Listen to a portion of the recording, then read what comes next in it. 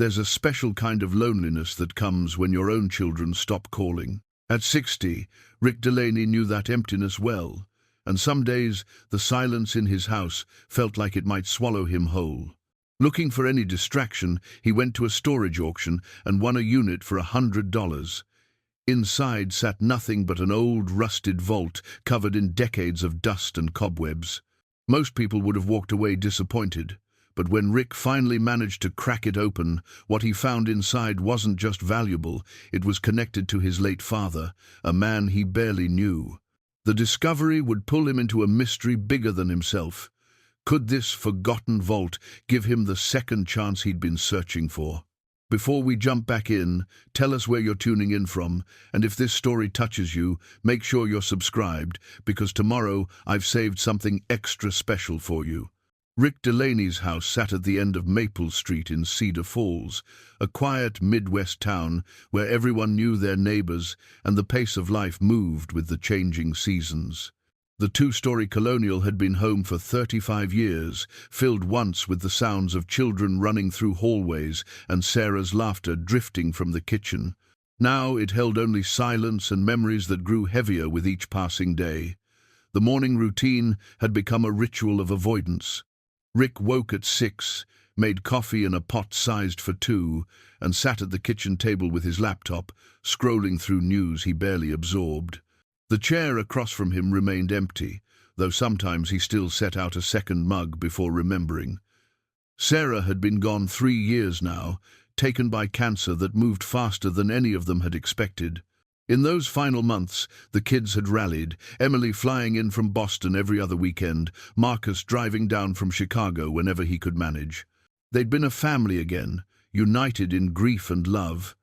But after the funeral, after the estate was settled and Sarah's belongings distributed, something had shifted. The phone calls grew shorter. The visits became excuses. Last Thanksgiving, Emily had cited work pressures at her consulting firm. Christmas brought a text from Marcus about his wife Jenna's family obligations. By spring, Rick had stopped expecting them to come home. He'd retired from teaching 2 years earlier, closing the chapter on 3 decades in the classroom at Cedar Falls High School. History had been his subject, and he'd loved it, the way past events could illuminate present choices. His students had called him Mr. D had filled his office with cards when he left, promising to stay in touch. A few had, for a while. But people moved on. That's what they did. The pension was adequate. The house was paid off. Rick had everything he needed, except a reason to use any of it. He'd started taking walks that stretched longer each week, exploring neighborhoods he'd driven past for years without really seeing. He'd joined the library book club, but found himself unable to focus on the discussions. Helen Morrison, his neighbor of 20 years, had noticed his drift. "You're fading, Rick," she'd said one afternoon, standing in his doorway with a casserole she'd made. Helen was 65, a widow herself, with silver hair she wore short and eyes that missed nothing. "I see you walking past my house at odd hours. You've lost weight. When's the last time you called one of your kids?" "They're busy," Rick had replied, taking the dish with genuine gratitude. "Emily's got that big promotion coming up. Marcus and Jenna are trying to buy a house, and you're waiting for them to remember you exist." Helen's tone was gentle but firm. "Call them, Rick. Don't wait for them to figure out you need them." He'd tried, left voicemails that went unreturned, sent texts that got one-word responses hours later. Emily's marriage was struggling, he'd learned through careful questions. Marcus was drowning in his tech job, working 70-hour weeks. They had their own lives, their own problems. Rick understood. He didn't want to be a burden. But understanding didn't make the empty house any quieter. On his bedside table sat a photograph from 1975, one of the few Rick had of his father. Thomas Delaney stood in front of their old house, wearing casual clothes and an expression Rick had spent decades trying to decode. Not quite a smile, not quite stern, distant, like he was looking past the camera to something only he could see. Rick had been 10 when that photo was taken, still young enough to worship his father without understanding him. Thomas had died when Rick was 19, a heart attack at 52. They'd never been close. Thomas worked long hours at what he'd vaguely described as communications work for the army, traveled frequently, and seemed most comfortable in silence. Rick had learned not to ask questions, sensing somehow that his father preferred the distance between them. After Thomas died, Rick's mother had quietly packed away his belongings, never speaking much about the man she'd married. She'd passed away 15 years ago, taking whatever secrets she'd kept with her. Rick had promised himself he'd be different with his own children. He'd coached their soccer teams, attended every school play, made breakfast on Saturday mornings. He'd been present in all the ways his father hadn't been. And yet here he was, alone in a house too big for one person, wondering where he'd gone wrong. The storage auction had been an accident, if anything in life truly was. Rick had been scrolling through local event listings on a Wednesday afternoon, looking for anything to fill the approaching weekend. A community theatre production, a farmer's market, an estate sale, and then public storage auction, Millbrook facility, Saturday 10 a.m. He'd never been to an auction before, had only seen them on those reality shows Sarah used to watch, where people bid on abandoned units hoping to find treasure among the trash. It seemed like something to do, somewhere to be that wasn't the empty house or another aimless walk through town. Saturday morning arrived with clear skies and temperatures mild for September.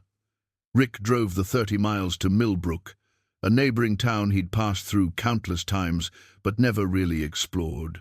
The storage facility sat on the industrial edge of town, rows of orange metal units behind a chain-link fence. About 20 people had gathered near the office, a mix of regulars with calculating eyes and curious amateurs like himself. The auctioneer was a barrel-chested man named Don, who ran through the rules quickly. Units were sold as is, contents unknown, payment in cash immediately after winning bid. They'd have 48 hours to clear out their purchase, no refunds, no complaints. They moved through 5 units before Don led them to number 347. He cut the lock with bolt cutters and rolled up the door with a metallic screech. Rick peered inside with the others. The unit was small, maybe 8 by 10 feet. And unlike the others, which had been crammed with furniture and boxes, this one looked nearly empty. Lot 347, Don announced. Let's start the bidding at $50. Silence. Rick could see why. There appeared to be nothing inside except what looked like a large metal cabinet or safe against the back wall, covered in rust and cobwebs. No boxes, no furniture, no promise of hidden valuables. $50, Don repeated. Come on, folks. That safe alone is worth something for scrap. Rick raised his hand, more from pity for the auctioneer than any real interest. 50, Don pointed at him. 50 to the gentleman. Do I hear 60? More silence. The other bidders had already moved toward the next unit, writing this one off as worthless. Going once, Don said without enthusiasm. Going twice, sold for $50 to bidder 73. Rick blinked. He'd won. Then Don added, plus $50 buyer's premium. That's 100 total. An hour later, Rick stood alone in front of Unit 347, keys in hand, staring at his purchase.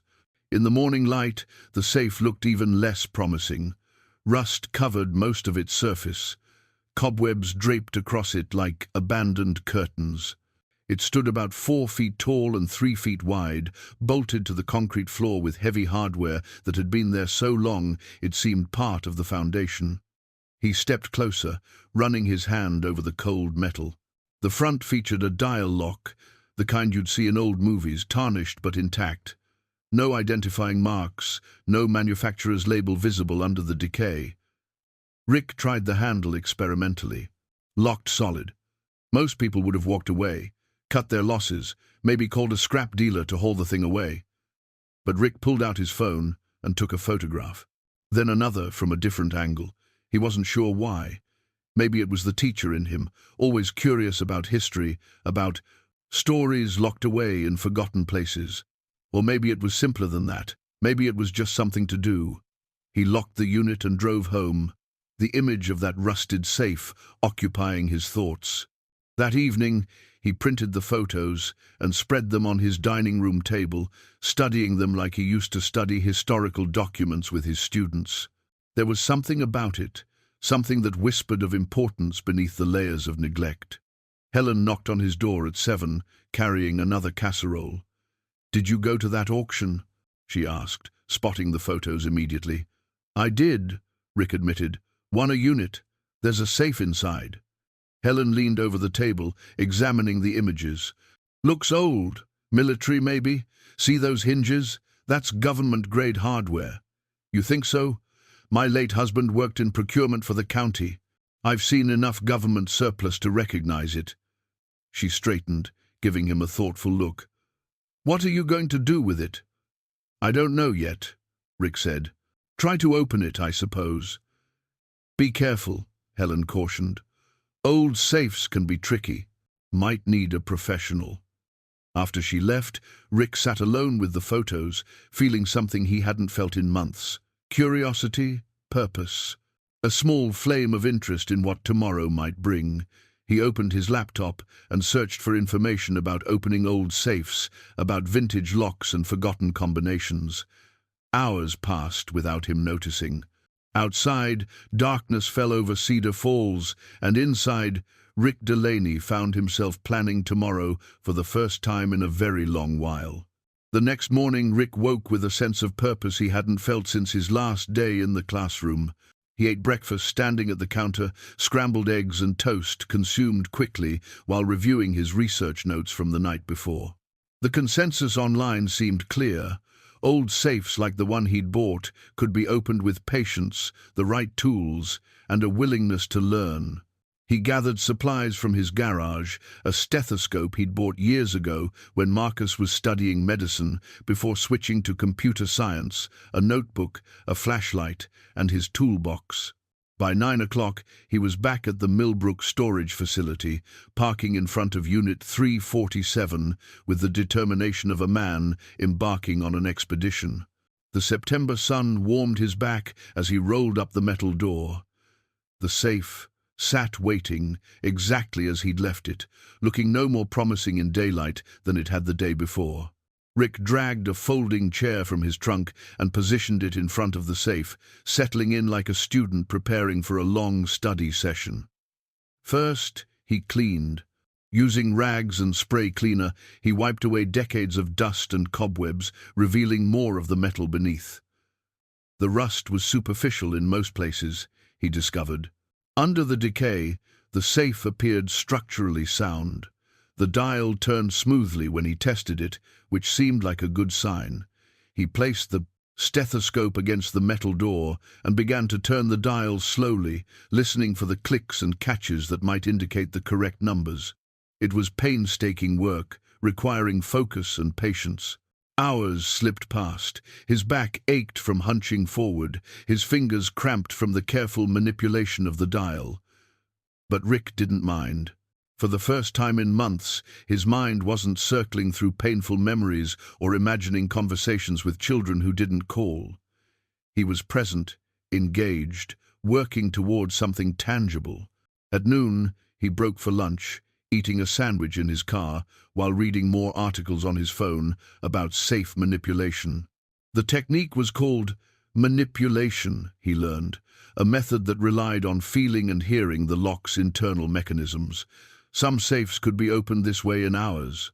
Others took days or proved impossible without drilling.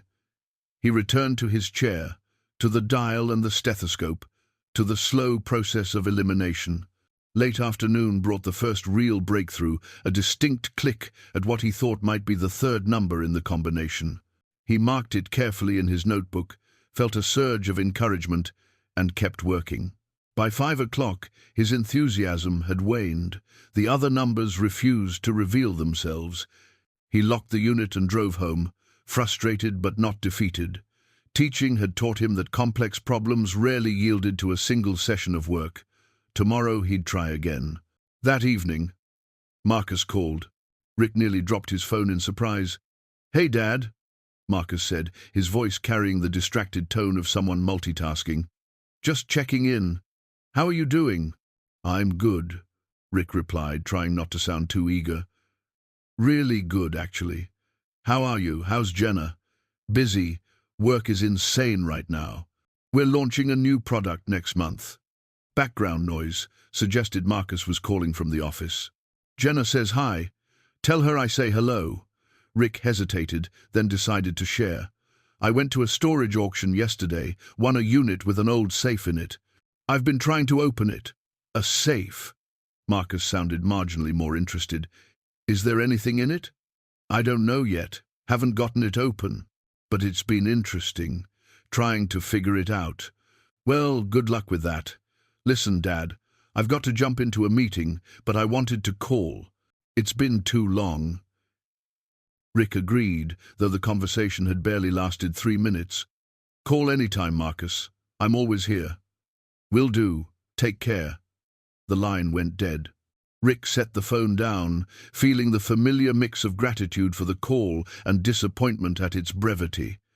But at least Marcus had reached out. That was something.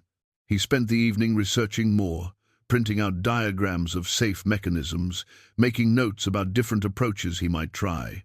When he finally went to bed past midnight, his mind was full of tumblers and lock combinations rather than loneliness. The pattern continued for 3 more days. Rick would arrive at the storage unit each morning, work through the afternoon, return home to research and plan. He grew more skilled at manipulating the dial, more attuned to the subtle sounds and resistances that indicated progress. The safe became less of an obstacle and more of a puzzle he was learning to solve. Helen checked on him each evening, amused by his newfound obsession. "You're looking better," she observed on Wednesday night, less like a ghost haunting his own house. "I feel better," Rick admitted. "It's nice to have a project." "Just a project?" Helen smiled knowingly. "Or are you curious about what's inside?" "Both, I suppose." Rick showed her his notebook filled with numbers and notes. "I think I've got 3 of the combination numbers. Just need the last one." "Your father used to tinker with locks," Helen said suddenly. "Did you know that? I remember seeing him at your kitchen table years ago, taking apart padlocks and putting them back together." "Thomas. That was his name, right?" Rick nodded, a memory surfacing that he'd forgotten for decades. His father at the kitchen table, tools spread out, explaining how a lock worked, while young Rick watched, fascinated. It had been one of the few times Thomas seemed truly present, engaged, willing to share something of himself. "I'd forgotten that," Rick said quietly. "We took apart an old lock together once. He showed me how the pins aligned. Maybe that's why you're so determined with this safe," Helen suggested. "Some part of you remembers." That night, Rick couldn't sleep. He kept thinking about that memory, about his father's patient hands, demonstrating the mechanics of a lock, about the rare warmth in Thomas's voice during that afternoon. What else had he forgotten? What other moments had been buried under the weight of his father's usual distance? Thursday morning arrived with grey clouds, promising rain. Rick almost stayed home, but something pulled him back to Millbrook, back to Unit 347 and the safe that had consumed his week. He worked with renewed focus, the memory of his father guiding his hands as he manipulated the dial. At 2:30 in the afternoon, with rain beginning to patter on the metal roof of the storage facility, Rick heard it. A final, definitive click. His heart pounded as he carefully turned the handle. It moved. The heavy door swung open with a groan of metal that had been sealed for decades. Rick sat back, his hands trembling, and reached for his flashlight. The beam cut through the darkness inside the safe, revealing stacks of documents, old photographs, metal boxes, all carefully preserved and waiting. Rick's breath caught as he pulled out the first item, a file folder, manila and aged but intact. Stamped across the front in faded red ink were the words, "Project Sentinel, classified." Below that, written in a hand he recognized from birthday cards and the occasional note, Thomas Delaney, vienas tūkstantis devyni šimtai, šešiasdešimt aštuoni vienas tūkstantis devyni šimtai septyniasdešimt tris. His father's name, his father's handwriting, his father's secrets, locked away and forgotten until this moment. Rick sat in the folding chair, folder in his lap, rain falling harder outside. He opened it with careful hands and began to read about a man he thought he'd known, discovering he'd known nothing at all. Rick sat in the dim light of the storage unit, rain drumming steadily on the metal roof above, and stared at the documents spread across the concrete floor. The Project Sentinel folder contained personnel files, technical diagrams, correspondence on official letterhead, and photographs that seemed to document a life his father had never mentioned. He picked up the first item carefully, a military ID badge, encased in plastic, yellowed with age but still legible. The photograph showed a younger Thomas Delaney, perhaps in his mid-30s, with darker hair and a serious expression that made him look like a stranger. The badge identified him as having security clearance for something called Research Station 7, with dates spanning 1968 to 1973. Research Station 7. Rick had never heard his father mention it. Thomas had always described his work vaguely as communications for the army, implying desk work, paperwork, nothing particularly interesting or classified. This badge suggested something entirely different. Rick pulled out more documents, laying them in chronological order as his teacher's mind automatically organized the information. Technical diagrams showed what appeared to be surveillance equipment, microphones, recording devices, monitoring stations. Correspondence between various officials discussed subjects, targets, and domestic monitoring operations. The words made Rick's stomach tighten. Domestic monitoring. During the late 60s and early 70s, he knew enough history to understand what that meant. The government spying on its own citizens during one of the most turbulent periods in American history. A series of photographs caught his attention. They showed his father with other men, all in civilian clothes, standing before nondescript buildings with no identifying marks. In one photo, Thomas stood beside a woman Rick didn't recognize, both holding folders and appearing to be mid-conversation.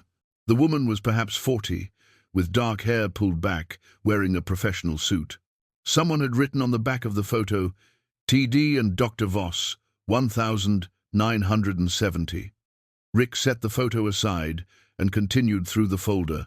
He found a letter dated September 1972, typed on official stationery, addressed to Thomas from someone identified only as Colonel Morrison. The language was formal, bureaucratic, but certain phrases jumped out.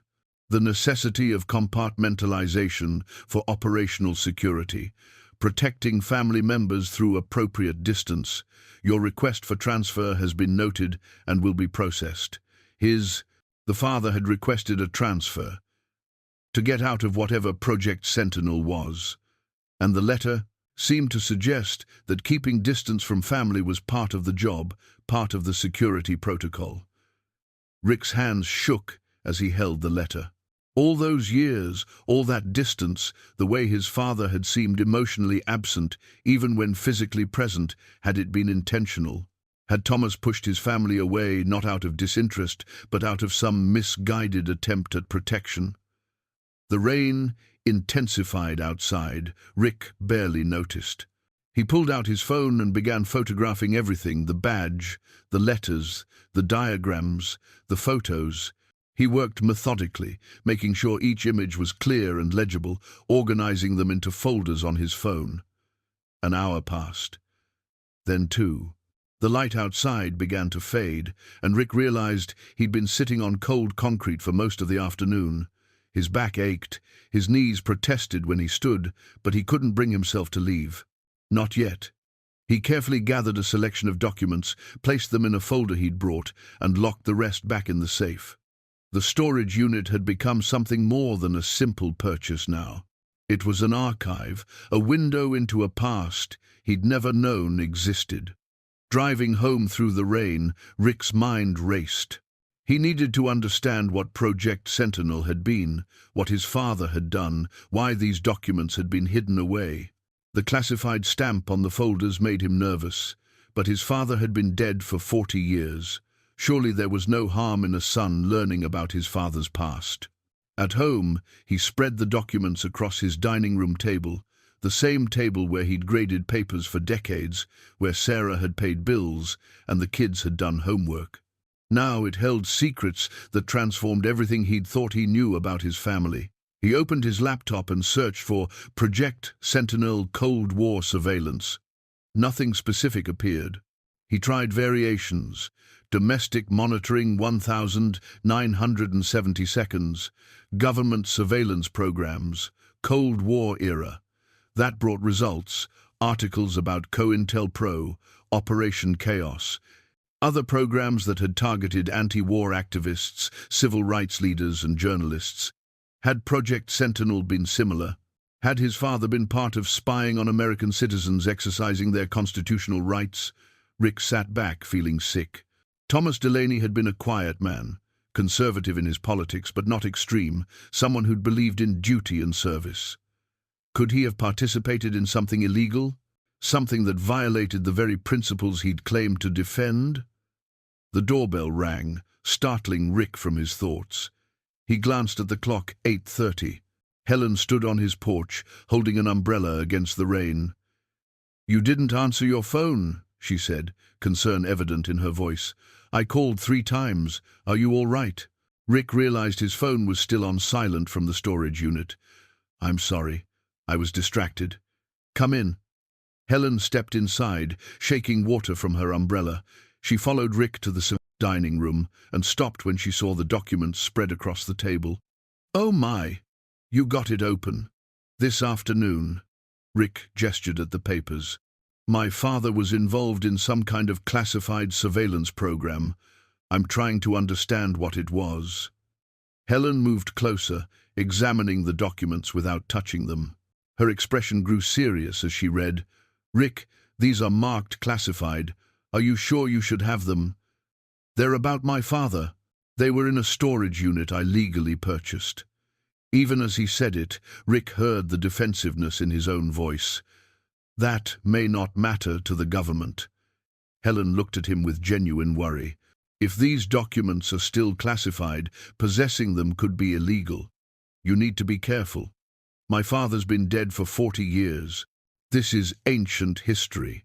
History that someone went to great lengths to keep secret." Helen pointed to one of the letters. "This mentions operational security, compartmentalization. These aren't just old records, Rick. These are the kind of secrets governments don't like being exposed." Rick wanted to dismiss her concerns, but he couldn't quite manage it. Helen had a point. The classified stamps, the careful language, the hidden vault. Someone had thought these documents were important enough to lock away. "What do you think I should do?" he asked. "Talk to a lawyer, or at least be very careful about who you tell." Helen touched his shoulder gently. "I know you want to understand your father, but don't put yourself at risk doing it." After she left, Rick sat alone with the documents, weighing his options. He could lock everything back in the safe, walk away, let the past stay buried. That would be the cautious choice, the safe choice. But he thought about his father's face in that old photograph, about the distance that had defined their relationship, about dying without ever really knowing the man who'd raised him. He thought about Emily and Marcus, about the silences growing between them, about patterns repeating across generations. No, he wouldn't walk away. Not yet. Rick found a journal entry tucked between 2 folders, handwritten on lined paper that had yellowed with age.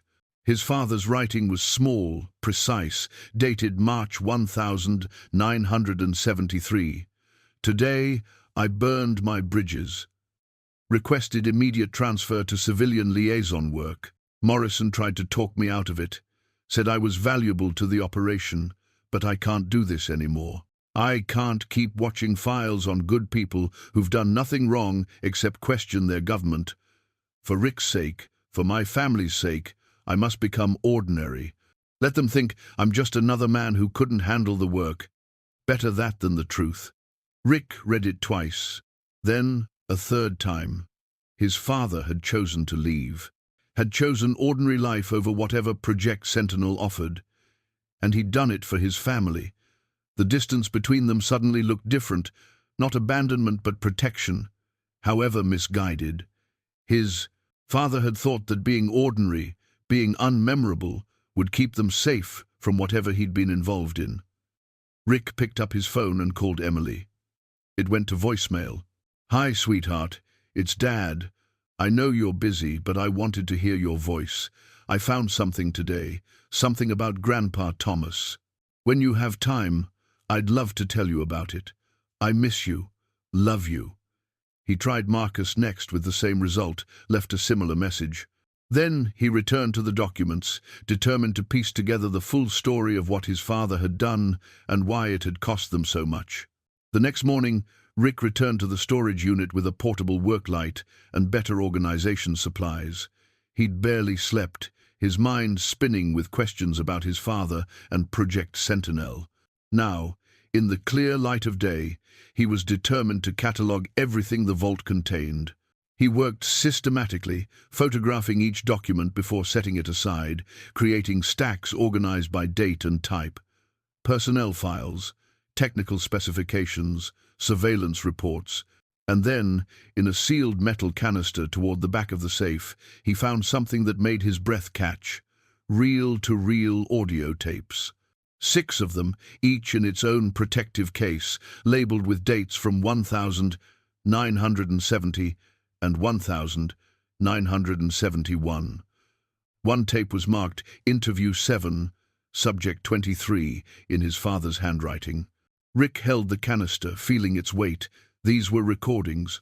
Of what? Of whom? The possibilities made him uneasy, but he knew he had to listen. Finding a working reel-to-reel player proved harder than expected. He drove to 3 electronic stores before someone suggested trying antique shops.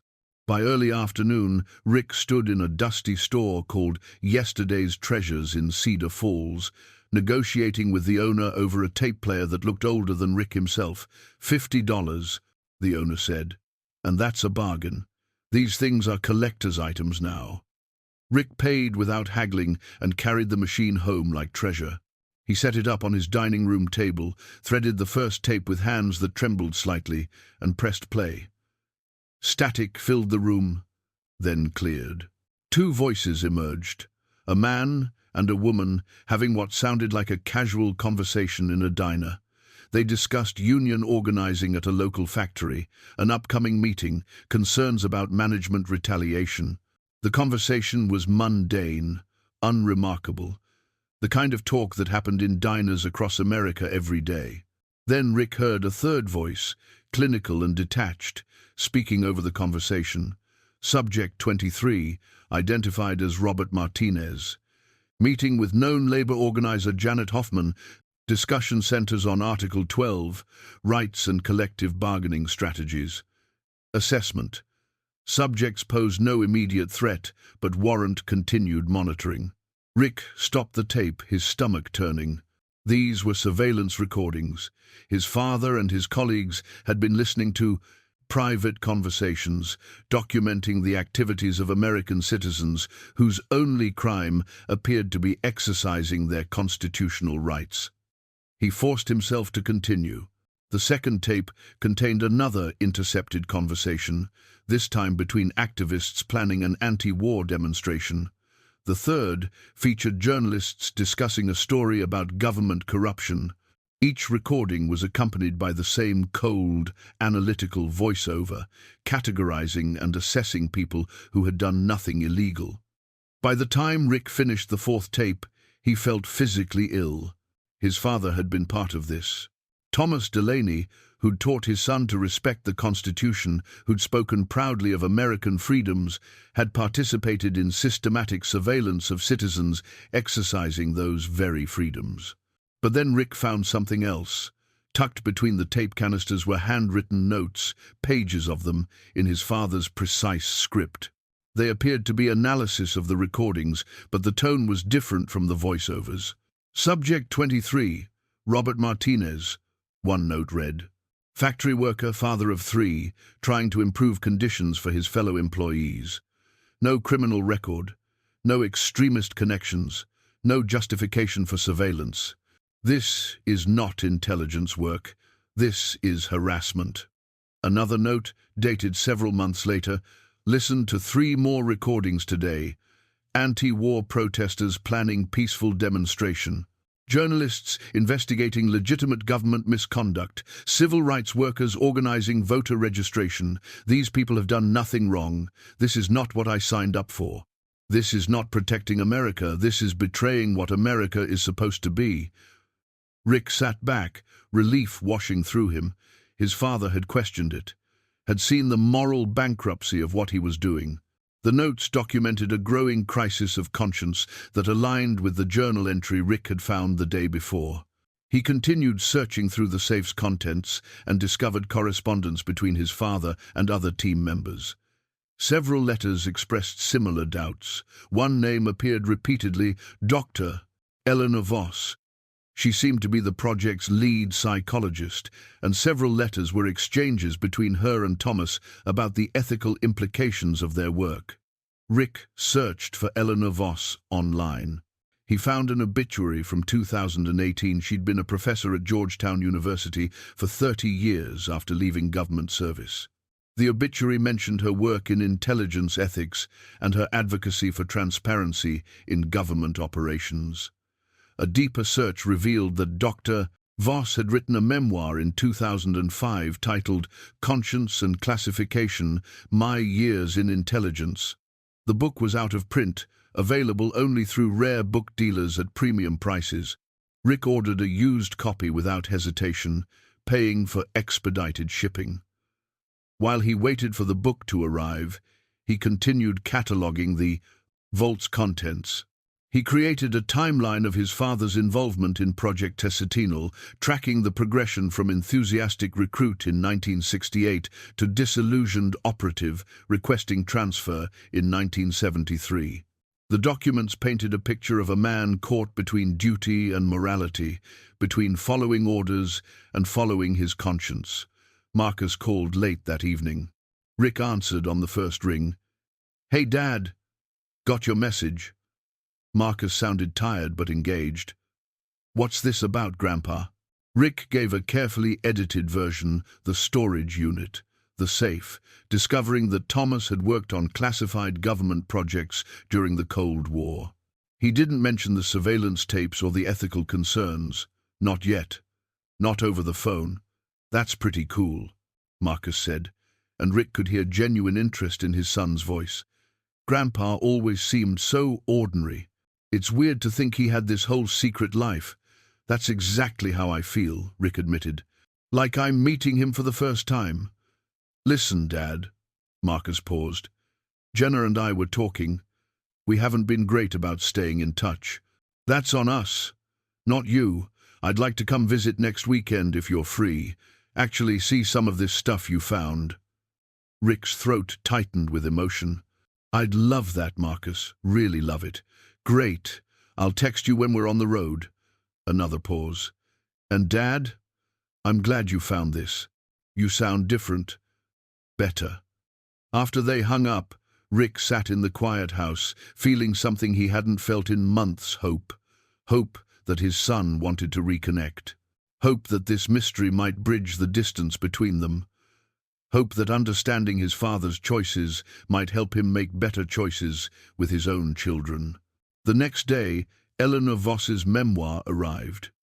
Rick spent the afternoon reading it, fascinated by her careful, measured account of working in intelligence during the Cold War. She wrote about the tension between security and liberty, about operations that crossed ethical lines, about operatives who struggled with what they were asked to do. One chapter, titled "Resistors from Within," discussed colleagues who documented abuses and tried to change the system from inside. She never named names, but Rick recognized the descriptions. One passage in particular stood out. A colleague once came to me with evidence of constitutional violations within our program. He'd been archiving everything, every illegal surveillance operation, every targeting of innocent Americans. He wanted to go to Congress to expose what we were doing. I advised caution, knowing the personal cost of whistleblowing. But he was determined. Someone has to stop this, he told me. Someone has to choose what's right over what's easy. I never learned what became of his documentation, but I always admired his courage. Rick stared at the page, conviction growing. His father hadn't just documented abuses, he'd planned to expose them. The vault wasn't just an insurance policy. It was evidence, carefully preserved, meant to prove what Project Sentinel had really been. He found Eleanor Voss's daughter listed in the obituary, Catherine Voss-Chen, a civil rights attorney in Washington, D.C. After an hour of searching, Rick located her email address through her law firm's website. He drafted a message, rewrote it 3 times, finally settled on something simple and direct. Dear Miss Voss-Chen, my name is Rick Delaney. My father, Thomas Delaney, worked with your mother on a classified project in the early 1972. I recently discovered documents that suggest they knew each other professionally. I'm trying to understand my father's work and thought your mother's perspective might help. If you're willing to speak with me, I would be deeply grateful. Respectfully, Rick Delaney. He attached a photo of the picture showing his father with Dr. Voss and hit send before he could second-guess himself. That evening, Helen stopped by. Rick showed her his father's notes questioning the surveillance, the correspondence with Dr. Voss, the evidence of his growing moral crisis. Your father was a good man in a bad situation, Helen said gently.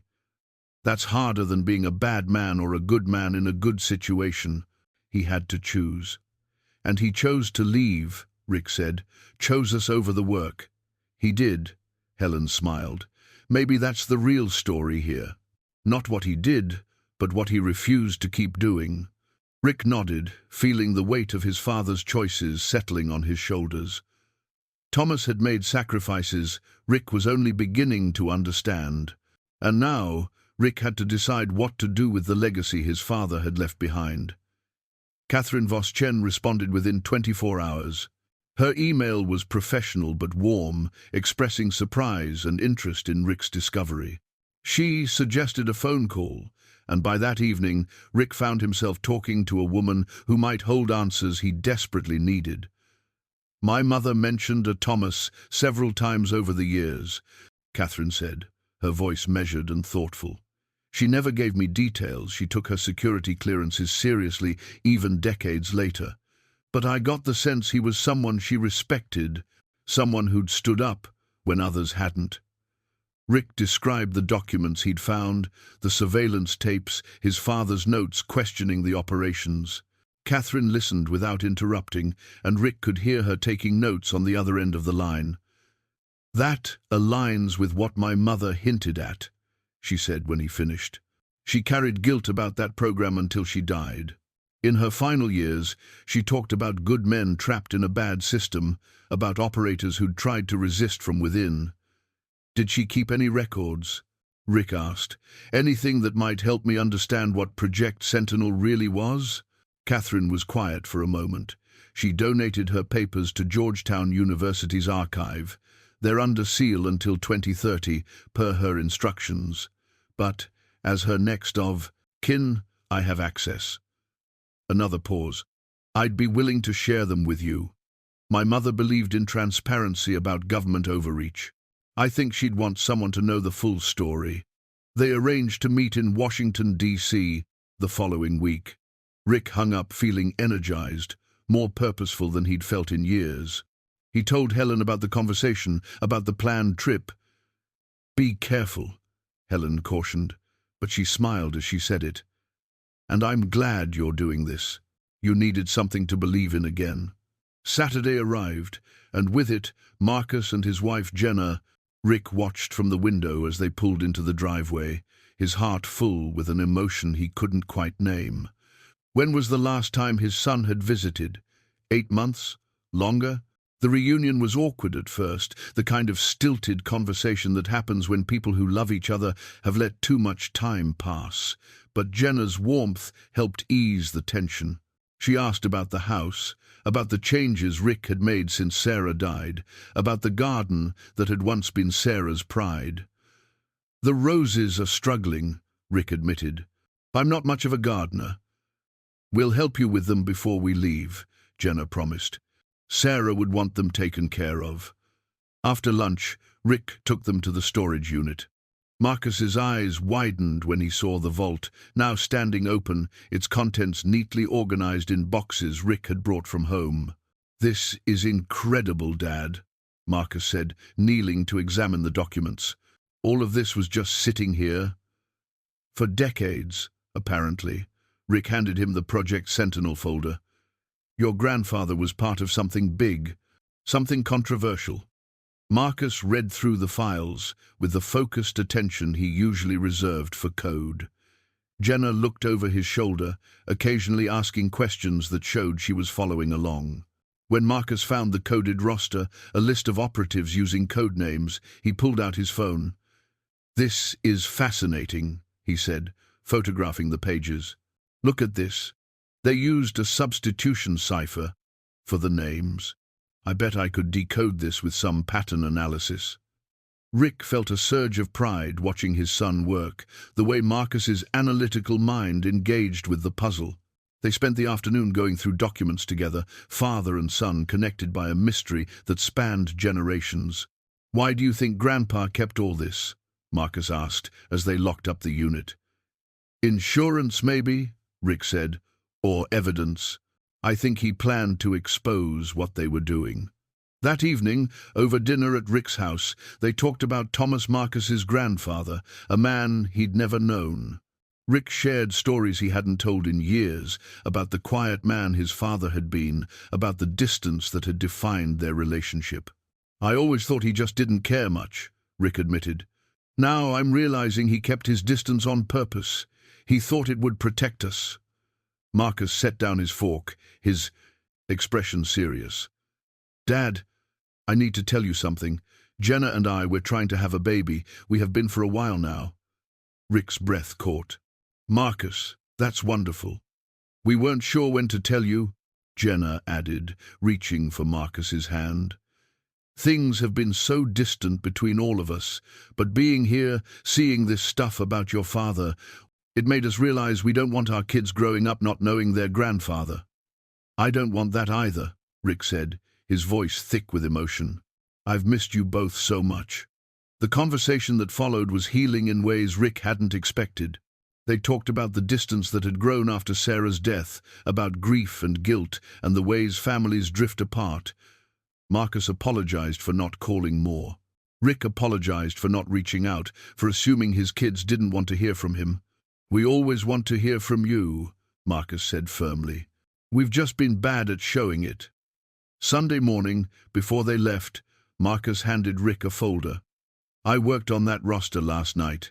Decoded about 18 of the 23 names." Rick opened it, scanning the list. Many names meant nothing to him, but several jumped off the page. "Gerald Novak, the federal judge?" "Same one," Marcus confirmed. "And Patricia Simmons, she was deputy director of the CIA in the 90s. There's also Raymond Birch. He runs one of the biggest defense contracting firms in the country now." Rick stared at the list, feeling the weight of what it represented. These weren't just historical figures. These were people with current power and influence, people who might not want their involvement in Project Sentinel exposed. "Dad," Marcus said carefully, "if you're thinking about going public with this, you need to be careful. These people have resources, connections. They could make things difficult." "I know." Rick folded the decoded roster carefully. "But your grandfather risked everything to document this. Don't I owe it to him to finish what he started?" Marcus hugged him before leaving, a real embrace that lasted longer than the brief, obligatory hugs of recent years. "Just promise me you'll be smart about it. Talk to a lawyer. Don't do anything rash." After they drove away, Rick stood in the driveway, watching until their car disappeared from view. The house felt less empty than it had in months, filled now with the warmth of family reconnecting. He went inside and pulled out his father's letter, the one written in 1989, a year before Thomas died. Rick had read it so many times he could recite passages from memory, but he needed to read it again to understand what his father would want him to do now. One line stood out, as it always did. "I hope you never find this, but if you do, know that every moment I pushed you away, I was protecting the person I loved most. Forgive me if you can." Rick traced the words with his finger. His father had sacrificed connection to provide protection, had lived with loneliness to keep his family safe. The weight of that sacrifice pressed on Rick's chest, but times were different now. His father had been dead for 40 years. The Cold War had ended. Surely the danger had passed. Surely the truth could finally be told. Rick opened his laptop and began drafting an email to Catherine, confirming their meeting in Washington. He attached several key documents, encrypted them using Marcus's instructions, and sent them with a note. "I think my father was planning to become a whistleblower. I think that's what this vault really is, evidence he preserved to expose Project Sentinel. I need to know if I'm right."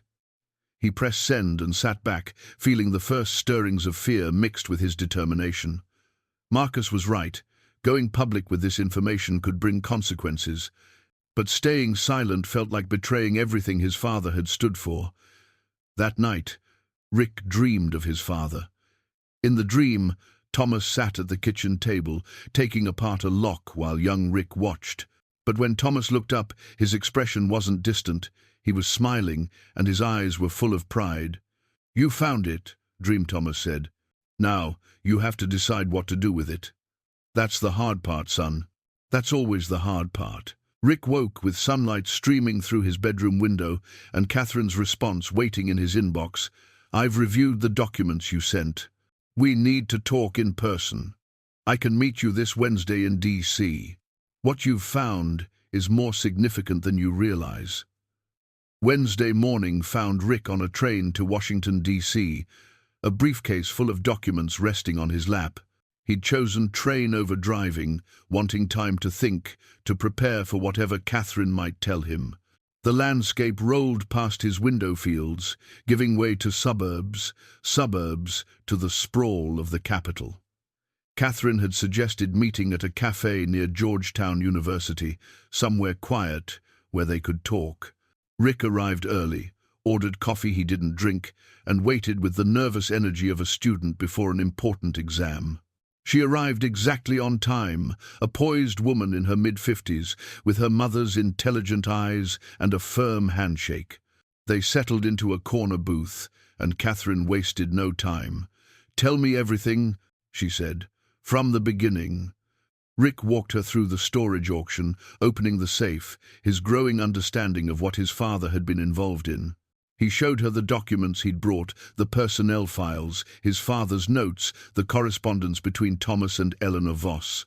Catherine examined each item carefully, her expression growing more serious as she read. When she reached Thomas's handwritten notes questioning the surveillance operations, she looked up, with something like recognition in her eyes. "My mother talked about him," she said quietly. "She never used his name, but she told me about an operative who'd come to her with concerns about the Unreside program, who'd started documenting everything, the constitutional violations, the illegal surveillance, the political targeting." Catherine touched the notes gently. "This is his handwriting?" "Yes. That's my father." "He was brave," Catherine said. "Speaking up in that environment took real courage. The intelligence community doesn't forgive whistleblowers easily." She pulled out her phone and showed Rick photos of documents from her mother's archive. Letters, memos, psychological assessments, all relating to Project Sentinel. One file in particular made Rick's heart race. It was labeled simply Shepherd 7, Thomas Delaney. Shepherd 7 was his code name, Catherine explained. "My mother kept detailed files on all the operatives she evaluated. Your father's file is remarkable." She scrolled through images of typed reports, quarterly assessments, spanning from 1,969 to 1,973. The early evaluations praised Thomas's competence and reliability, but the later reports showed growing concern. Subject displays increasing moral distress regarding target selection. Rick read aloud from one assessment. Questioning mission parameters. Expressing doubt about constitutional basis for surveillance operations. My mother was documenting his crisis of conscience, Catherine said. Look at this. She showed him a handwritten note, never officially filed, dated March 1972. Eleanor Voss's handwriting was neat, precise. Thomas approached me today in confidence. He's been documenting everything: the illegal surveillance, the constitutional violations, the political targeting of law-abiding citizens. He's made copies of everything, stored them somewhere safe. He wants to go to Congress, wants to expose what we're doing. I advised against it, warned him about the personal and professional consequences. But he said, someone has to stop this. Someone has to choose what's right over what's easy. I fear for him. I fear for what they'll do if they discover his plans. But I also admire him more than I can say. Rick's hands shook as he held Catherine's phone. His father had planned to go to Congress, had planned to become a whistleblower, to risk everything to expose the truth. Did he do it? Rick asked. Did he testify? Catherine's expression was thoughtful. My mother believed he did, but anonymously. In 1973, congressional investigators received materials that helped trigger the Church Committee investigations into intelligence abuses. The sources were never publicly identified, but the materials included details only someone inside Project Sentinel would have known. She pulled up newspaper clippings on her tablet, articles from 1973 about Senate investigations into domestic surveillance, about hearings on intelligence overreach. The timeline matched exactly when Thomas had left the program. Your father wasn't just documenting abuses, Catherine said. He was actively working to stop them. That vault you found wasn't an insurance policy, it was his archive, his evidence that he'd tried to do the right thing. Rick sat back, overwhelmed by the revelation. All those years of distance, of emotional absence, his father had been carrying this burden, protecting his family from the consequences of his choices. There's something else you should know, Catherine said, her tone becoming more cautious. Some of the people on that roster your son decoded, they have serious power now. If this information becomes public, they'll push back hard. Marcus warned me about the same thing. Your son is right to be worried. Catherine leaned forward. But I think you should consider releasing this information. The public deserves to know what was done in their name. My mother believed that. It's why she donated her papers to Georgetown, why she wrote her memoir. Transparency about past abuses helps prevent future ones. But how do we release it safely? Rick asked. I don't want to put my family at risk. We work with journalists who specialize in historical accountability. We go through proper legal channels to declassify what we can. We build a coalition: historians, civil liberties attorneys, former intelligence officials who support transparency. Catherine pulled out a business card. This is a colleague of mine, Diana Flores. She's an attorney who specializes in these kinds of cases. She can help protect you legally while we work toward declassification. Rick took the card, feeling the weight of the decision pressing on him. He thought about his father, about the courage it took to stand up to the entire intelligence apparatus, about the sacrifice Thomas had made, pushing away the people he loved to keep them safe. But times had changed. His father had been dead for 40 years. The Cold War had ended. Surely the statute of limitations, moral if not legal, had run out on punishing people for exposing wrongdoing. I need to think about it, Rick said. Talk to my kids. Make sure they're okay with the risk. Of course. Catherine smiled. But Rick, your father would be proud of you. Just finding this, trying to understand it, willing to consider doing the right thing that takes the same courage he had. They spent another hour going through documents, comparing notes from Thomas and Eleanor, piecing together the full scope of Project Sentinel. It had been larger than Rick imagined, with tentacles reaching into newsrooms, universities, activist organizations across the country. Thousands of Americans had been surveilled without warrants, their private conversations recorded, their lives disrupted, all in the name of national security. On the train home, Rick stared out the window and thought about legacy. His father had left him more than documents. He'd left him a choice, the same choice Thomas had faced in 1972. Stay silent and safe, or speak up and risk the consequences. Rick pulled out his phone and called Emily. She answered after 3 rings, sounding surprised. "Dad? Is everything okay?" "I'm on a train back from Washington," Rick said. "I met with someone who knew Grandpa Thomas, who helped me understand what he was involved in." "And?" Emily's voice carried genuine curiosity. "He was a hero, Em, a real one. He stood up to powerful people when it would have been easier to stay silent." Rick paused, emotion tightening his throat. "I'm thinking about following his example, but I wanted to tell you first. Make sure you're okay with it."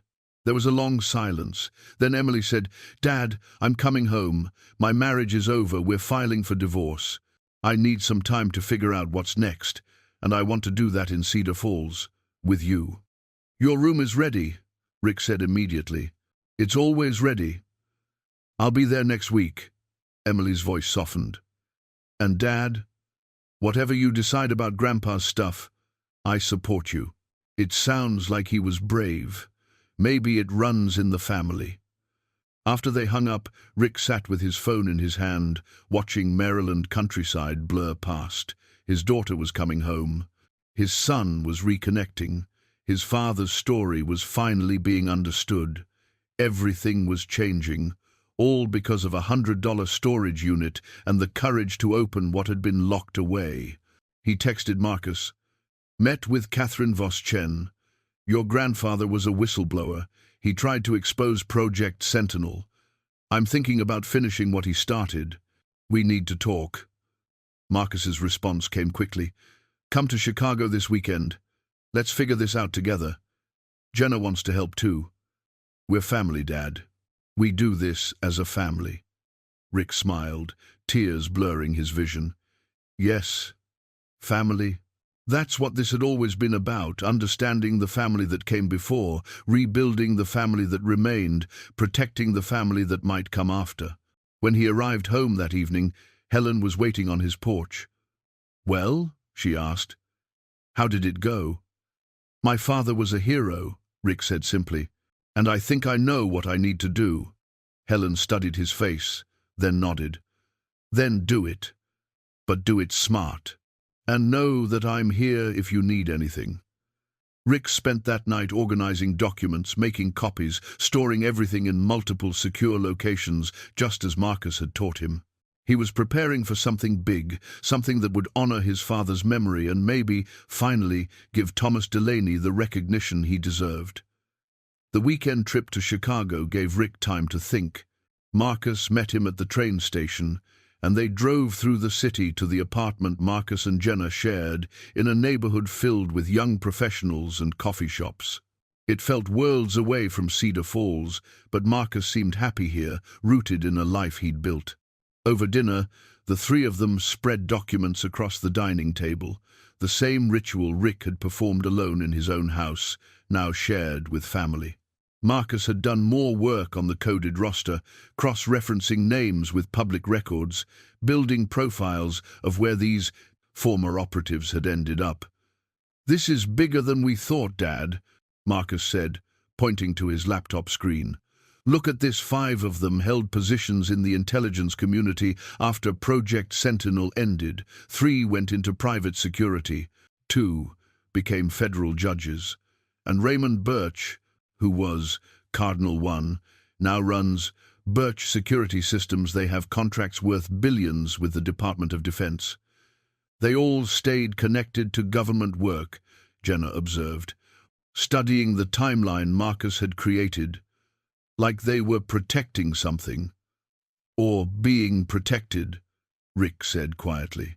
If Project Sentinel was as illegal as it seems, everyone involved had motivation to keep it buried. They talked late into the night, weighing options. Marcus wanted his father to consult with Diana Flores before doing anything public. Jenna suggested they reach out to historians first, build an academic foundation for the revelations. Rick listened to their concerns, grateful for their engagement, their willingness to help carry this burden. Sunday morning, Emily called. She'd arrived in Cedar Falls the night before, let herself into the house with her old key. "I'm home, Dad," she said, and Rick could hear tears in her voice. "The house feels so quiet without you here." "I'll be back tomorrow," Rick promised. "Stay as long as you need, sweetheart. Forever, if you want." On the train home Monday afternoon, Rick reviewed everything he'd learned. His father had been part of an illegal surveillance program, had documented its abuses, had likely testified to Congress anonymously, and had spent the rest of his life living with the consequences of those choices. The vault had been Thomas's insurance, his proof that he'd tried to do the right thing. But something nagged at Rick, a question he couldn't quite articulate. If his father had already testified, if he'd already provided evidence to congressional investigators, why keep the vault sealed? Why not destroy the documents once the church committee had done its work?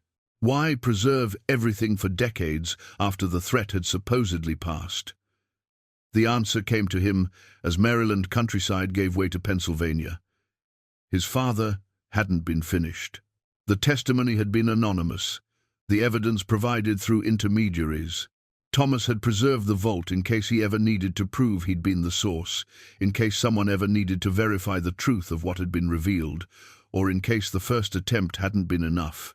Rick arrived home to find Emily in the kitchen, cooking dinner. The house smelled like garlic and herbs, like it used to when Sarah was alive. His daughter looked thinner than he remembered, shadows under her eyes, but she smiled when she saw him. "Hey, Dad," she said, and hugged him tightly. "I made your favorite chicken piccata." They ate together, talking about her marriage ending, about the consulting job she'd hated for years, about wanting to find work that mattered. Emily had always been driven, ambitious in ways that reminded Rick of Sarah. But somewhere along the way, she'd lost herself in chasing what she thought she should want. "I'm thinking about going back to school," she said, "maybe becoming a therapist, helping families work through their issues." She laughed, but it was tinged with sadness. "God knows I've got experience with family dysfunction." "We haven't been dysfunctional," Rick said gently. "We've been grieving. There's a difference."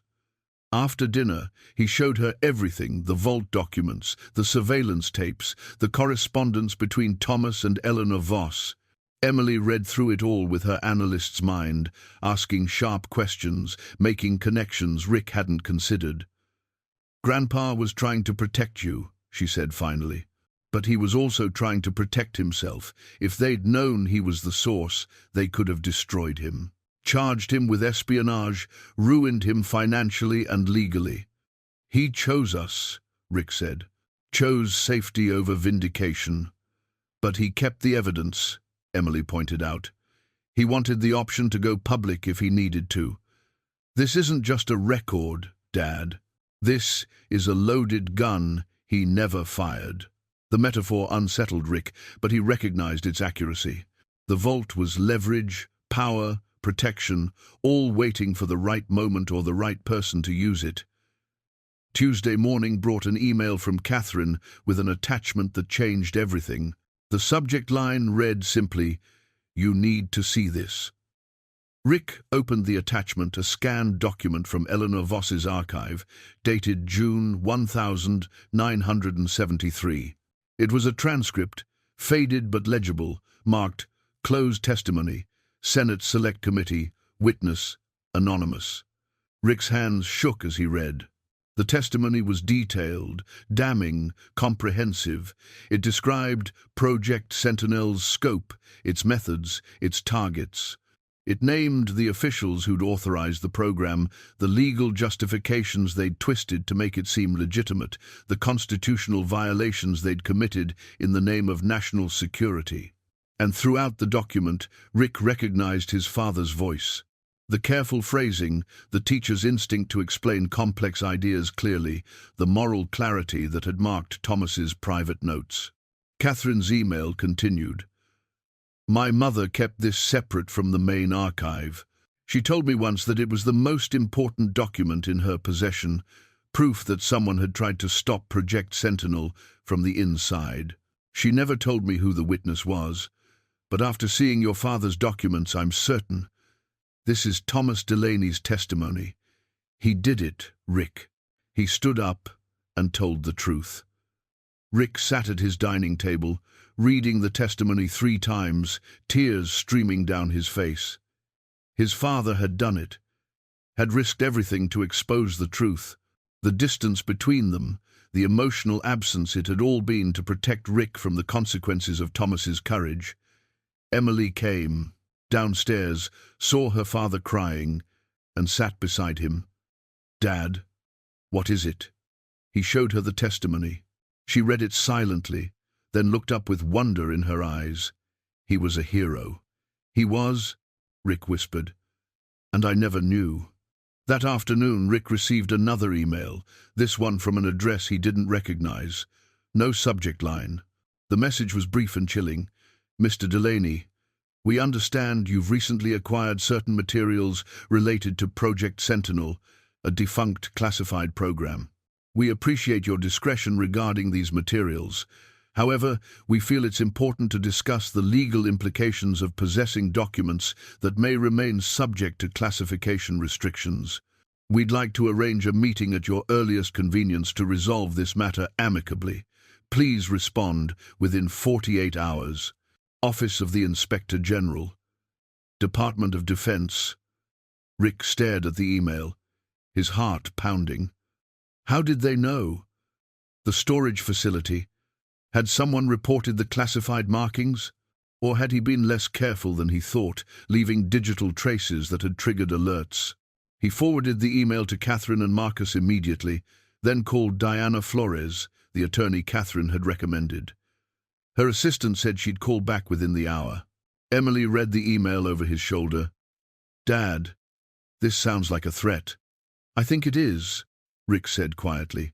A polite one, but a threat nonetheless. He looked out the window at Maple Street, at the familiar houses and trees, at the ordinary neighborhood where he'd lived for 35 years. Somewhere out there, people were watching. People who didn't want Project Sentinel's secrets exposed. People with power and resources who could make his life very difficult.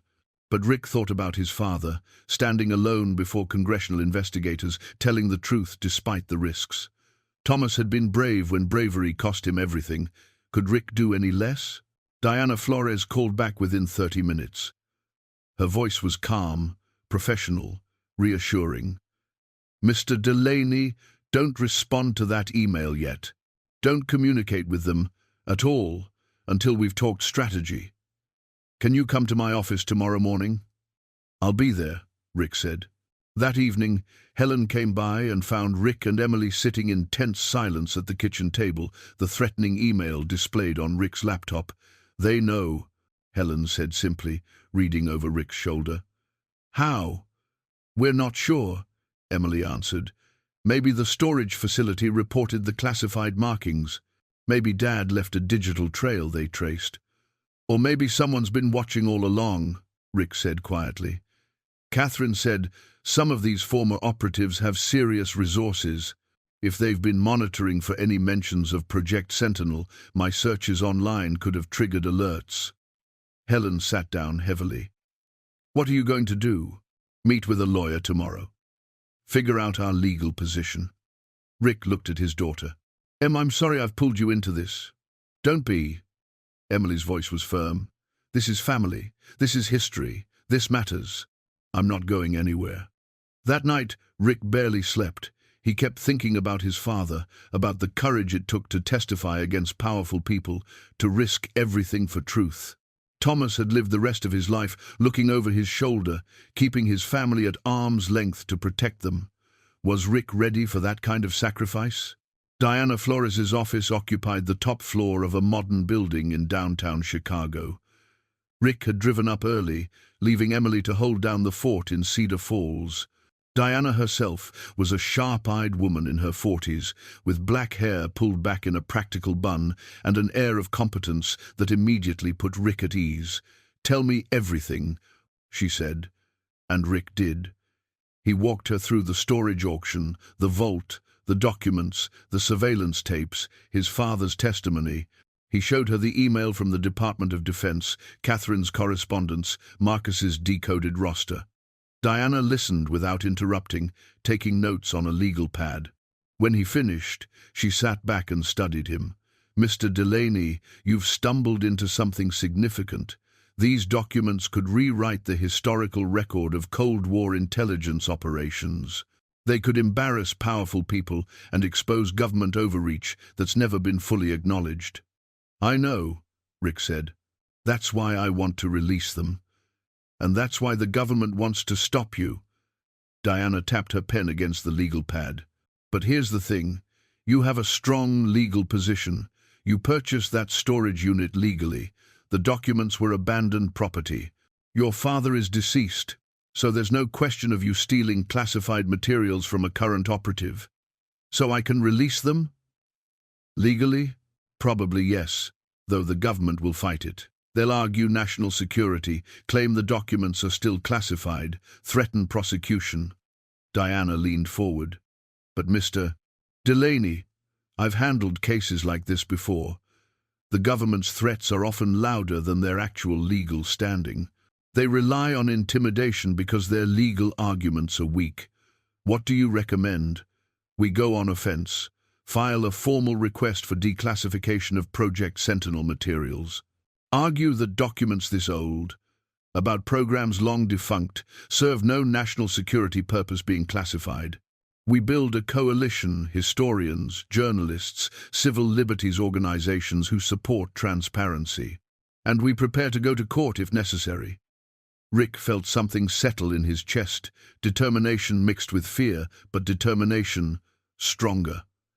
"Let's do it." Diana smiled. "Good. Because I think your father would want you to finish what he started. Now, about that email from the Department of Defense. We're going to respond, but on our terms." They spent the next 2 hours crafting a response, Diana's legal expertise shaping every word. The message was polite but firm. Rick acknowledged possessing the documents, asserted his legal right to them, and requested a meeting to discuss declassification rather than confiscation. "This puts them on notice," Diana explained. "We're not hiding, not destroying evidence, not running scared. We're engaging as equals with legitimate legal standing." Before Rick left, Diana gave him specific instructions. Document everything. Keep multiple copies in multiple secure locations. Never keep all the originals in one place. And Mr. Delaney, expect them to respond quickly. They won't like being challenged. The drive back to Cedar Falls gave Rick time to process everything.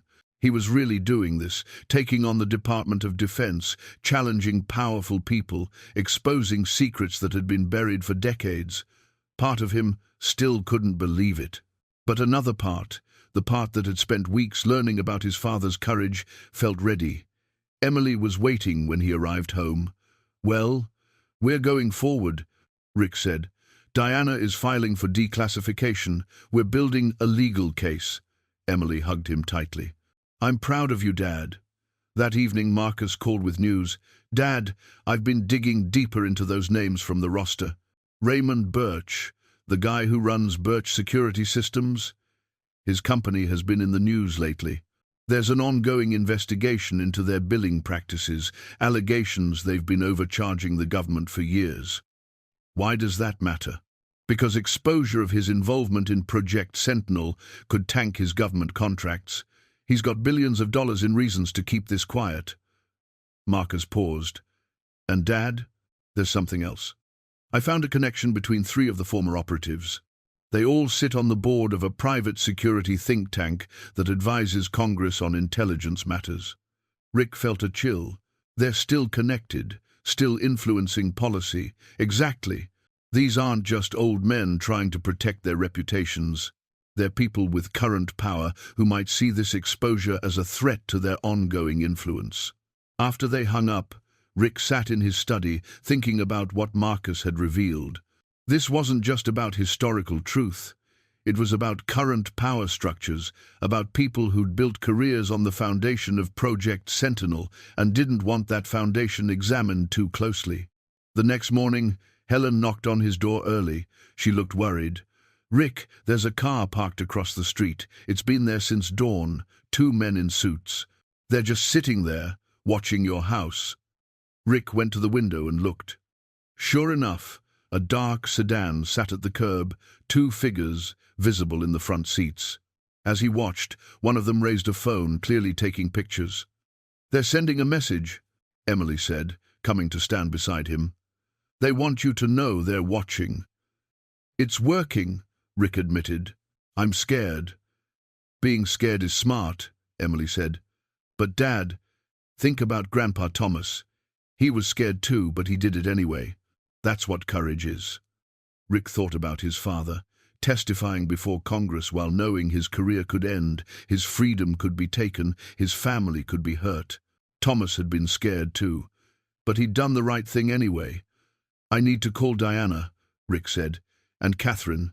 We need to accelerate our timeline. If they're already watching, they might be planning to take more aggressive action." The phone rang before he could pick it up. Diana's number flashed on the screen. "Mr. Delaney," she said, without preamble, "the Department of Defense has filed a motion to seize your documents. They're claiming national security concerns. We have a hearing scheduled for next week. We need to prepare, and we need to do it fast." The federal courthouse in Chicago was an imposing building of stone and glass, the kind of architecture designed to remind citizens of the weight of law. Rick stood on the steps Tuesday morning, Diana beside him, Marcus and Emily flanking them both. Helen had driven up as well, refusing to let Rick face this alone. Catherine stood with them, having flown in from Washington the night before. "Ready?" Diana asked. Rick nodded, though his hands trembled slightly. "Let's do this." The courtroom was smaller than he'd expected, wood-paneled and formal, with Judge Patricia Morrison presiding from an elevated bench. She was in her 60s, silver-haired with sharp eyes that missed nothing. Rick recognized the name from his research. Morrison had a reputation for fairness, but also for taking national security concerns seriously. The government's attorney was a man named Gerald Strauss, mid-40s, with the confidence of someone who'd never lost a case involving classified materials. He presented the government's argument with practiced ease. "Your Honor, the documents in Mr. Delaney's possession are marked, classified, and remain subject to those restrictions, regardless of how they were acquired. Releasing them poses risks to national security, compromises intelligence methods that may still be in use, and violates federal statutes regarding classified information. We request the court order immediate surrender of all materials to the Department of Defense." Diana stood, and Rick felt a surge of confidence in her presence. "Your Honor, my client legally purchased abandoned property. The previous owner is deceased and has been for 40 years. These documents describe programs that ended in 1973, over 50 years ago. The government has provided no evidence that releasing historical information about defunct programs poses any current security risk. This is about transparency and historical accountability, not national security." Judge Morrison listened without expression. "Mr. Strauss, can you specify what current national security interests are threatened by these documents?" Strauss shifted. "The documents describe intelligence methods and relationships that 50-year-old methods—" Diana interrupted. "Your Honor, the Church Committee exposed similar programs decades ago. The intelligence community has long since adapted. These documents are historical artifacts, nothing more." They contain names, Strauss countered. Operatives whose identities remain classified. Operatives who are now in their 70s and 80s, many deceased, none currently operational. Diana pulled out a document. We've prepared an analysis showing that every name in these files either is already public through other declassified materials or belongs to someone no longer involved in intelligence work. Judge Morrison held up I'd like to hear from Mr. Delaney himself. Sir, why is releasing these documents important to you? Rick stood, his heart pounding. He hadn't expected to speak, but Diana nodded encouragingly. Your Honor, my father was Thomas Delaney. He was part of Project Sentinel, and he became a whistleblower when he realized the program was violating the constitutional rights of American citizens. He testified before Congress in 1973, anonymously, helping to trigger the Church Committee investigations. But he paid a price for that courage. He spent the rest of his life keeping his family at a distance, believing we'd be safer if we didn't know what he'd done. Rick's voice grew stronger as he continued. I grew up thinking my father was cold, distant, uninterested in his family. It wasn't until I found these documents that I understood he loved us enough to push us away. He protected us by staying silent about his own heroism. Now he's been dead for 40 years, and I think it's time his story was told. Not to embarrass anyone or compromise security, but to honor a man who chose what was right over what was easy. The American people deserve to know that there were operatives like my father who resisted from within, who documented abuses, who tried to stop programs that betrayed our values. The courtroom was silent when Rick finished. Judge Morrison studied him for a long moment. Mr. Strauss, I'm inclined to agree with Miss Flores that these materials are primarily historical. However, I'm troubled by the classified markings.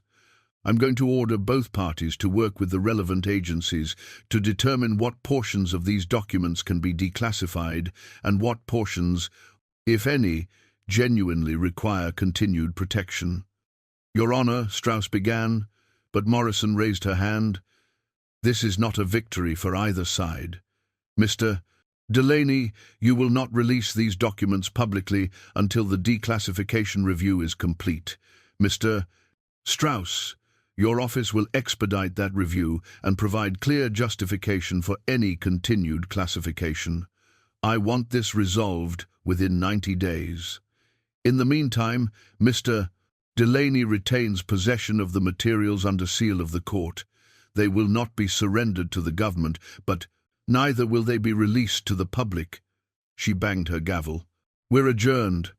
Outside the courthouse, Rick felt the weight of 90 days settling on his shoulders. Not a win, not a loss, but a continuation. This is actually good, Diana explained as they walked toward their cars. The judge didn't order you to surrender the documents. That's huge. And by requiring the government to justify continued classification, she's put the burden on them. Catherine hugged Rick. Your father would be proud. You stood up in federal court and told his story. That took courage. Marcus and Emily bracketed their father, providing silent support. Helen just squeezed his hand, understanding without words. As they left the courthouse steps, Rick noticed Agent Carlson standing near a car across the street. The agent nodded, not threatening, not friendly, just acknowledgement. Rick nodded back. The fight wasn't over. But Rick had taken the first real stand, had spoken truth in a place where truth mattered. Whatever happened next, he'd honored his father's memory. And somehow, that felt like enough. The Washington Post article ran the following Sunday, and everything changed. Sarah Chen's piece was comprehensive, balanced, and devastating. She'd woven Rick's personal story with the larger historical context of Project Sentinel, using the documents he'd provided to expose a surveillance program that had targeted thousands of innocent Americans. The article included portions of Thomas Delaney's anonymous testimony, now attributed to him for the first time, and quoted from his handwritten notes expressing moral anguish about the work. The whistleblower who stayed silent, how Thomas Delaney exposed government overreach, then disappeared into obscurity, ran as the cover story. Within hours, it was trending on social media. By Monday morning, other news outlets were picking up the story. Rick's phone wouldn't stop ringing. He sat in his living room, Emily beside him, watching the coverage spread. CNN ran a segment on Cold War surveillance programs. NPR interviewed civil liberties experts who praised Thomas Delaney's courage. The New York Times published an editorial calling for full declassification of Project Sentinel records. "Dad, you did it," Emily said, her eyes shining. "The world knows about Grandpa now. They know what he did." But the attention wasn't universally positive. Conservative news outlets questioned whether Rick had committed crimes by possessing classified materials. Opinion pieces argued that some secrets were necessary, that exposing old intelligence programs endangered current operations. Raymond Birch, the defense contractor whose name appeared on the decoded roster, issued a statement through his lawyers, denying any wrongdoing and threatening legal action against irresponsible revelations. Diana called, midday, Monday. "Rick, I've been contacted by 3 different congressional offices. They want to hold hearings about Project Sentinel. They're talking about forming a commission to review what other Cold War programs might still be improperly classified." "Is that good?" "That's excellent. Congressional interest puts pressure on the executive branch. It makes it much harder for them to keep fighting declassification." Diana's voice carried barely contained excitement. "You've created momentum, Rick. Real momentum for transparency." Catherine called next with news that Georgetown was planning an exhibition about intelligence whistleblowers, featuring Thomas Delaney's story prominently. "My mother's dream was that the truth about these programs would come out. You've made that happen." Marcus drove down from Chicago that evening with Jenna. They brought takeout and gathered around Rick's dining table, the same table where Rick had first spread out his father's documents weeks ago, feeling lost and purposeless. Now that table held newspapers with his father's story, printed proof that Thomas Delaney's courage hadn't been forgotten. "I have news," Marcus said, glancing at Jenna with a smile Rick recognized. "Jenna's pregnant. We found out last week, but we wanted to tell you in person." Rick stood so quickly his chair scraped back. "Marcus. Oh my God. I'm going to be a grandfather." They embraced, and Rick felt tears streaming down his face, joy mixed with grief that Sarah wasn't here to share this moment, gratitude that he'd get to meet his grandchild, overwhelming relief that he'd reconnected with his children in time to be part of their lives. "We want to name him Thomas," Jenna said. "If it's a boy." After his great-grandfather, Rick couldn't speak. He just nodded, holding his son, thinking about generations and legacy and the way courage could echo through time. Emily hugged her brother, then turned to Rick. "I've been thinking. I'm going to stay in Cedar Falls, go to graduate school somewhere nearby. I want to be close to you, Dad. I want to be here when the baby comes. I want us to be a family again." "We are a family," Rick said. "We always were. We just forgot for a while." That evening, after Marcus and Jenna had driven back to Chicago, after Emily had gone to bed, Rick sat alone in his study. He opened his desk drawer and pulled out a fresh piece of paper. He'd been thinking about this for days, and now seemed like the right time. He began to write, "My dear grandson, by the time you read this, you'll be old enough to understand who Thomas Delaney was, the man you're named after. Your great-grandfather was a hero, though he never used that word himself. He saw injustice and spoke up, even when silence would have been easier and safer. He paid a price for that courage, living with distance from the people he loved, carrying secrets that weighed on him until he died. But he never regretted doing what was right.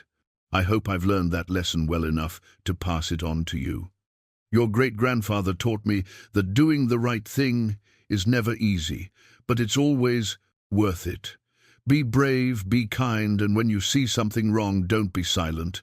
The world needs people like Thomas Delaney, people like I hope you'll become.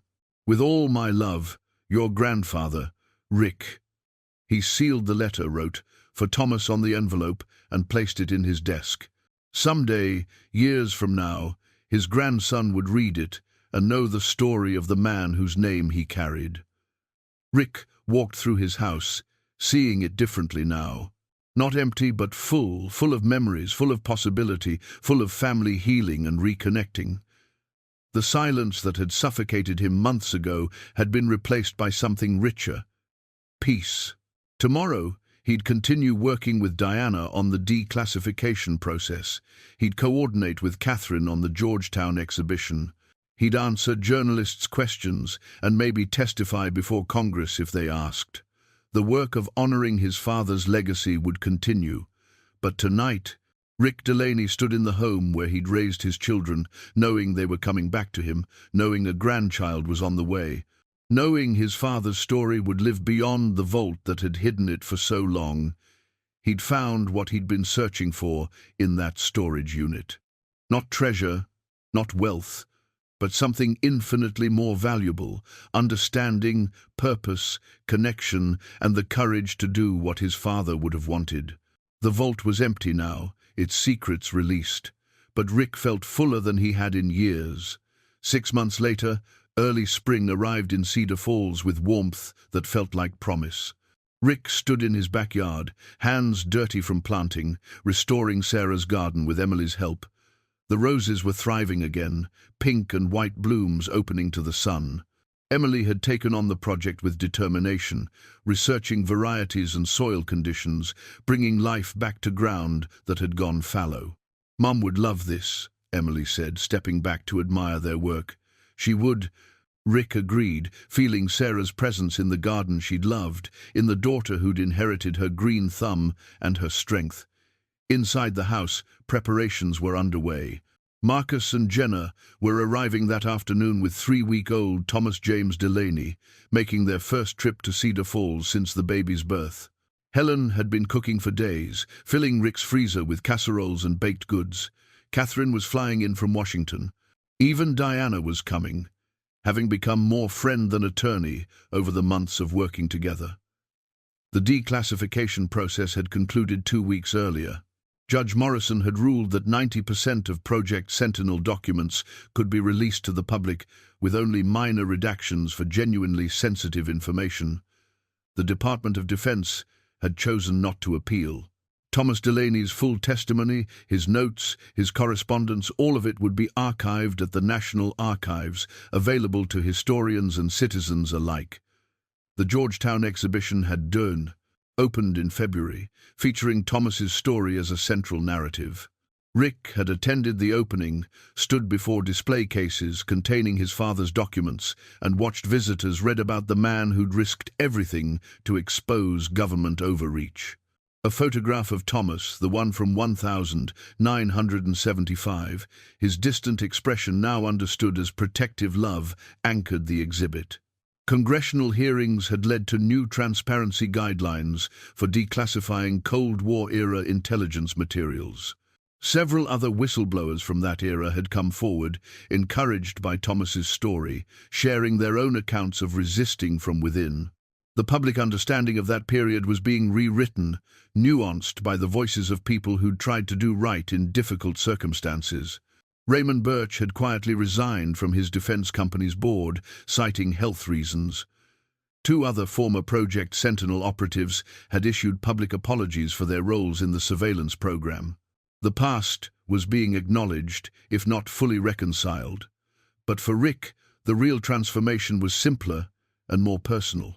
His house was full again, Emily living upstairs in her old room, pursuing her graduate degree in counseling, home for family dinners and quiet conversations. Marcus calling several times a week, sending photos of baby Thomas, planning regular visits. The silence that had nearly destroyed Rick had been replaced by connection, by family healing across generations.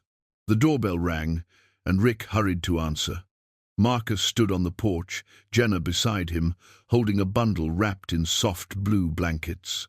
Rick's grandson, named for a hero, carried into the house where that hero's story had been hidden and then revealed. "Hey, Dad," Marcus said. "Say hello to Thomas." Rick took his grandson carefully, cradling the tiny life in his arms.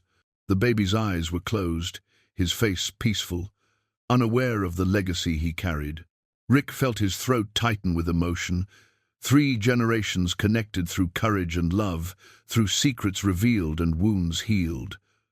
"Welcome home, little one," Rick whispered. "You're named for someone extraordinary. I'll make sure you know his story." The afternoon passed in warmth and laughter. Helen fussed over the baby, decades of neighborhood friendship making her unofficial grandmother. Catherine shared news of additional archives being opened, other stories waiting to be told. Diana updated them on her newest case, another whistleblower she was representing, inspired by Thomas Delaney's example. As evening approached, Rick found himself on the porch with Marcus, watching the sun set over Maple Street. His son held baby Thomas, rocking gently, and Rick remembered holding Marcus this same way 40 years ago, full of hopes and fears about the kind of father he'd be. "You did something important, Dad," Marcus said. "Not just exposing Project Sentinel. You brought our family back together.